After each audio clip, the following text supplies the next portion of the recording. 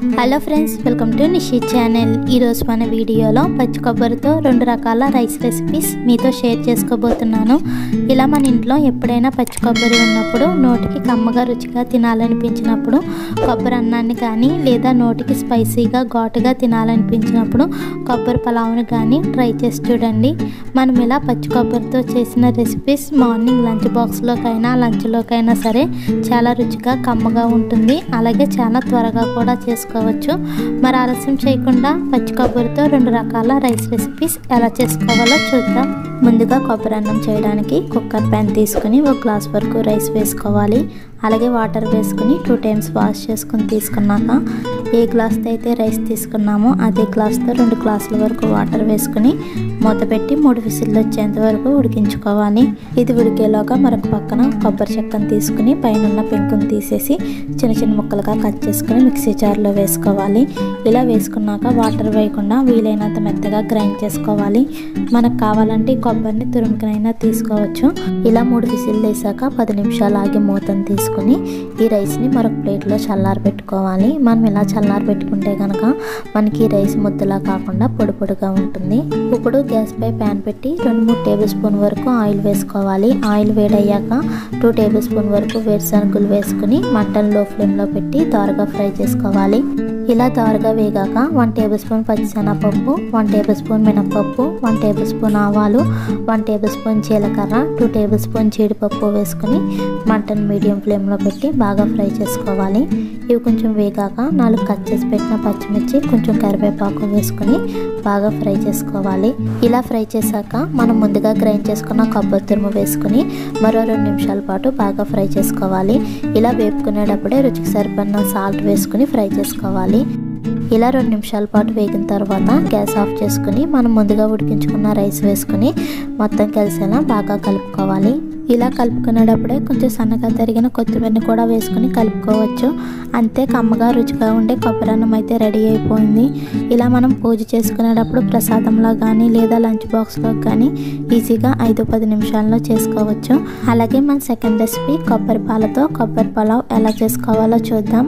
ముందుగా ఒక కొబ్బరికాయను తీసుకుని పైన పెంకును తీసేసి చిన్న చిన్న ముక్కలుగా కట్ చేసుకోవాలి.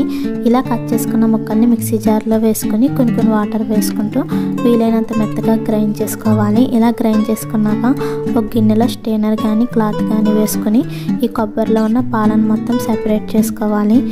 ఇలా తీసుకున్నాక ఈ కొబ్బరి తురుముని మరొకసారి మిక్సీ జార్లో వేసుకుని మరి కొంచెం వాటర్ వేసుకుని గ్రైండ్ చేసుకోవాలి.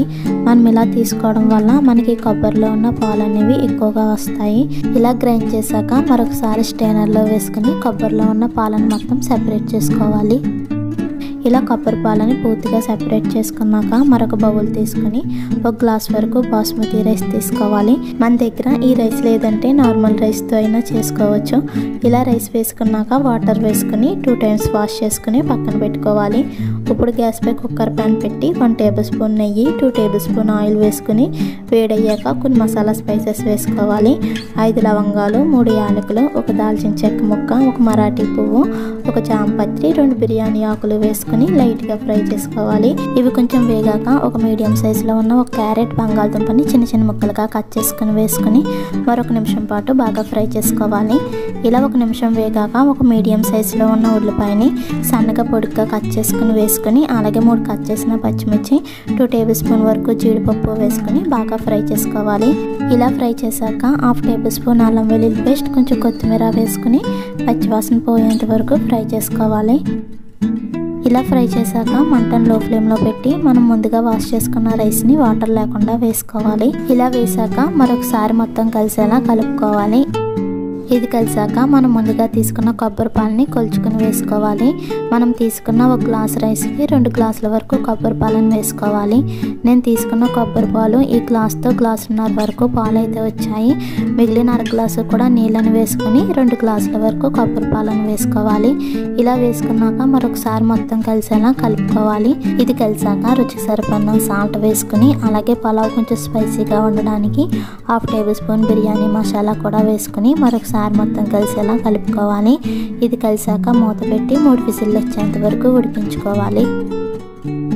ఇలా 3 విజిల్లు వేసిన తర్వాత 10 నిమిషాలు ఆగి మూతను తీసుకుని మరొకసారి మొత్తం కలిసేలా కలుపుకోవాలి. అంతే, మనకు చాలా సింపుల్గా కొబ్బరి పాలతో కొబ్బరి పలావ్ అయితే రెడీ అయిపోయింది.